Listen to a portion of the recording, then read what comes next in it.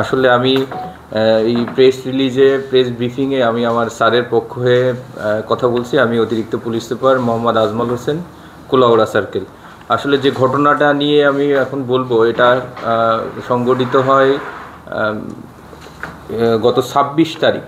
আমরা কুলাউড়া থানায় একটা নিখোঁজ এক ব্যক্তি নিখোঁজের সংবাদ পাই। কুলাউড়া থানায় মূলত জিডি হয় ২৭ তারিখ। জিডিটা হয় যে ক্লিফটন চা বাগানের রামবচন শুক্রবারে ২৬/৯/২০২৫ তারিখে সে নিখোঁজ হয়। তার পরিবার একটা জিডি করে। এই জিডির ভিত্তিতে কুলাউড়া থানা তদন্ত শুরু করে। তদন্ত শুরুর পর্যায়ে গত ২৮ তারিখ আমরা চা বাগানের নাম হলো, যেখানে আমরা লাশটা পাই ক্লিফটন চা বাগানেরই পাশেই। সে চা বাগানের নাম কি? কাপনা পাহাড় চা বাগান। এইখানে আমরা প্রথমে যে জিনিসটা পাই, একজোড়া স্যান্ডেল এবং রক্তমাখা একটা স্পট আইডেন্টিফাই করি। সেখানে আমি কুলাউড়া থানার পুলিশ পাঠাই। পুলিশ পাঠানোর পরে তার পুলিশ এই মরদেহটি উদ্ধার করে। মরদেহ যখন আমরা উদ্ধার করি, তার থুতনি এবং মাথার পেছনে কয়েকটি বাড়ি আঘাতের চিহ্ন থাকে। পরবর্তীতে আমরা শ্রুতাল করে এই ঘটনাস্থল ছিল জুড়ি থানায়।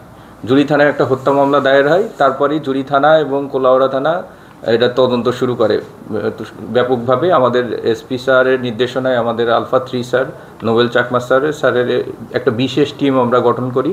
তদন্তের এক পর্যায়ে আমরা এই রহস্যের রামবচন হত্যা, এই মামলা রহস্য উদ্ঘাটন এবং আসামি গ্রেপ্তারে সফল হই। গত ৩রা অক্টোবর সকালের দিকে আমরা গোলাপ শতনামীকে আটক করি। প্রাথমিকভাবে গোলাপ শতনামী আমাদের কাছে সে যে হত্যাকাণ্ডটি ঘটিয়েছে তার সত্যতা স্বীকার করে এবং কিভাবে ঘটিয়েছে, কিভাবে সে এই ঘটনা সংঘটিত হয়েছে তার ব্যাপকভাবে আমাদেরকে জানিয়েছে। আমরা তাকে অ্যারেস্ট করে আমরা বিজ্ঞ আদালতে প্রেরণ করব।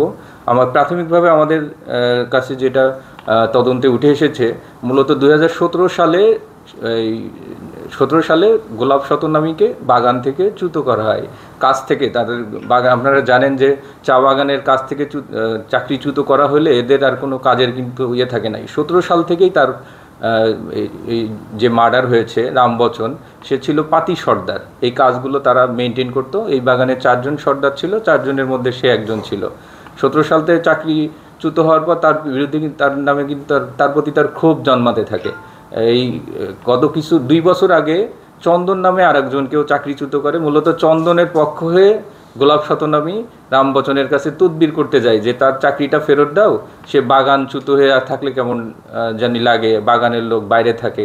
এর প্রেক্ষাপটে এই ৩ জনের মধ্যে কিন্তু একটা তর্ক বিতর্কের সৃষ্টি হয় ঘটনার দিন ২৬ তারিখ। তর্ক বিতর্কের সৃষ্টি হলে ওই দিন রাতেই গোলাপ শতনামী তার নিজ বাইকে তুলে তাকে এই যে কাপনা পাহাড় চা বাগানে নিয়ে, এটা নির্জন জায়গা, একটা বাবুনলা ছড়া এই পাশে নিয়ে তাকে ওই যে লাঠি দিয়ে উপর্যুপরি আঘাত করে এবং আঘাত করে ওখানে ফেলে রেখে চলে যায়। পরবর্তীতে তার কিছু একজন বন্ধুর সহায়তায় এই লাশটা আর কি বলে যেটা বলে যে গুম করার ক্ষেত্রে সহায়তা করে। আমরা প্রাথমিকভাবে ওর নামটা এখন বলতেছি না, আমাদের তদন্তের স্বার্থে আমরাও তাকে অ্যারেস্ট করার জন্য আমরা আসি। আমরা মূলত এখন যেটা সামারি আসে যে এই ঘটনায় সে একাই জড়িত ছিল এবং লাশ গোপন করার ক্ষেত্রে আরেকজন সহায়তা করেছে। আমরা গোলাপ শতনামীকে অ্যারেস্ট করেছি, বিজ্ঞ আদালতে আমরা পাঠাবো এবং যে তাকে এই লাশ গোপনে সহায়তা করছে তাকেও আমরা অ্যারেস্ট করার জন্য তৎপর আছি। প্রাথমিকভাবে এটাই ছিল আপনাদেরকে জানানোর। আর এই হত্যাকাণ্ডে ব্যবহৃত বাইক এবং যে লাঠি দিয়ে তাকে আঘাত করা হয়েছে সেটি এবং ব্যবহৃত গামছা এবং মোবাইল ফোন আমরা উদ্ধার করেছি।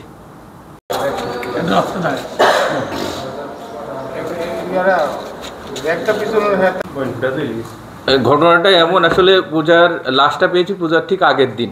বাগানে কিন্তু পূজা খুব জাঁকজমক হয়, এটা নিয়ে কিন্তু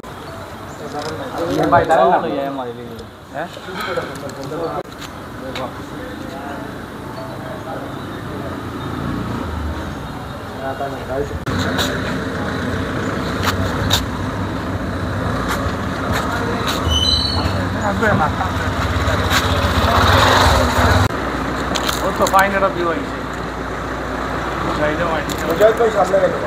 सामने क्या हमारे लिए चलो